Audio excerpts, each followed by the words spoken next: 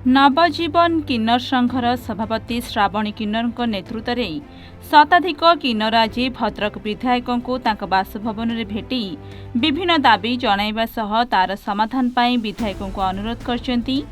भद्रक रे किन्नर मानक सामाजिक कार्य तथा पूजा पर्वण पाई एक स्थायी कम्युनिटी सेंटर निर्माण, वसुधरा योजना रे भूमिहीन को पट्टा सह पीएमएवाई योजना रे घर जोगाण एवं अंतदेय अन्न योजना रे राशन जोगाई देवाई दाबीपत्र उपस्थापन करथिया बेले विधायक मध्य एहाकु नै प्रशासन सह आलोचना करी शीघ्र समाधान करने को प्रतिश्रुति देइछन्ती।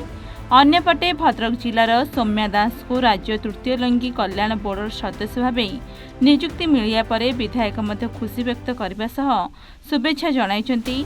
तृतीय लिंगी समाजर सशक्तिकरण, सुरक्षा और सम्मानजनक जीवन पाई ओडिशा सरकार को यही पदक्षेप निश्चय प्रशंसनीय। सौम्या दास निज दायित्व को सफलतार सह पालन करे बोली कहिसन्ती विधायक।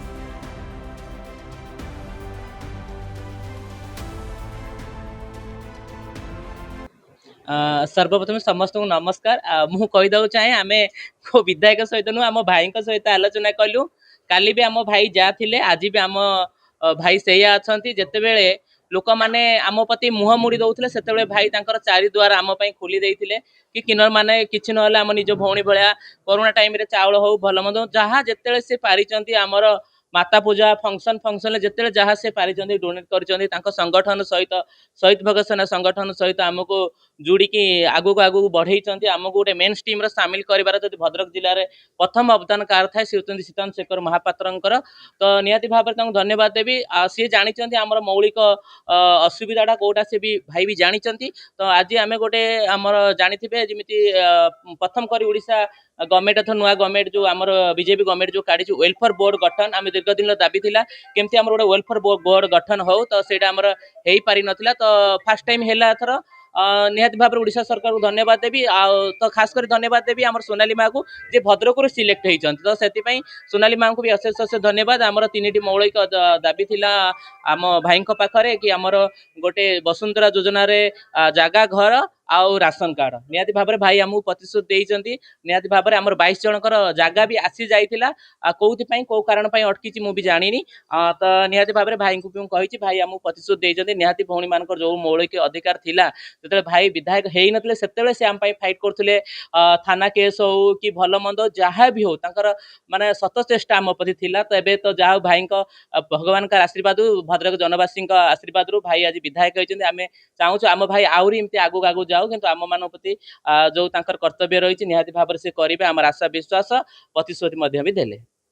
आम आसलु समस्ते आमर जो ट्रांसजेंडर कम्युनिटी भाई भौणी मैंने अच्छा समस्ते आसलु। आज आमर समस्त प्रिय एमएलए सीतांत शेखर महापात्र नना को आज वेलफेयर बोर्ड मेंबर है प्रथम थर आसिक देखा कली। देखा कलापर आमर जहाँ जहाँ सब समस्या रोच जिले में भाई सहित आम आलोचना करूँ। ता सहित आमर जो स्टेट रे ट्रांसजेंडर माने रहिले ट्रांस मैन हूँ ट्रांस वुमेन हूँ समस्त लगी राज्य सरकार बर्तमान तत्पर होती। तो जो वेलफेयर बोर्ड टी निश्चित भाव में आम वेलफेयर बोर्ड माध्यम जहाँ सब डेभलपमूलक आम सब कम करूँ। देखो आज सबुठारु आम जिला एक अविस्मरणीय दिवस कारण आम जिलार जे सोनाली माँ अच्छा राज्य तृतीय लिंग कल्याण बोर्ड रो सदस्य भावे से नियुक्ति होइतिबारु सर्वप्रथम तांकु अनेक अनेक शुभेच्छा एवं अभिनंदन ज्ञापन करुच्ची।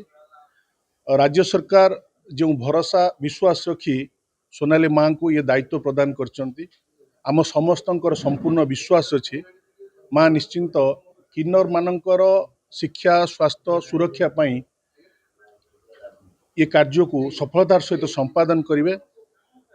जोपरी भाव में किन्नर समाज भद्रक एक स्वतंत्र परिचय सृष्टि करछि विगत दिन मानकर निश्चिंत ये सफलता तांको पई आवश्यक थिला।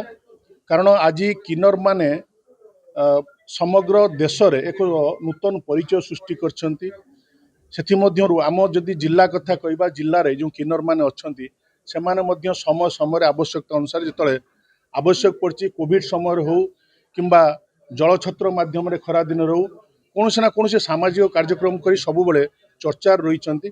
तो निश्चिंत आम जिला एक गर्वर विषय एवं आमर समस्त विश्वास रही ए किन्नर मान मुख्य स्रोत में सामिल करने सरकार जो गुरु दायित्व तांको प्रदान करछंती से दायित्व से सुचारू रूप संपादन करेंगे एवं किन्नर मानकर अधिकार सुरक्षा हक सी तांकर जो सरकार निकट सी सरकार निकट में अधिकार को सुनिश्चित करने से संपूर्ण प्रयास करेंगे एवं मोर आमर समस्त विश्वास निश्चित से काम सफलता हासिल करेंगे। धन्यवाद।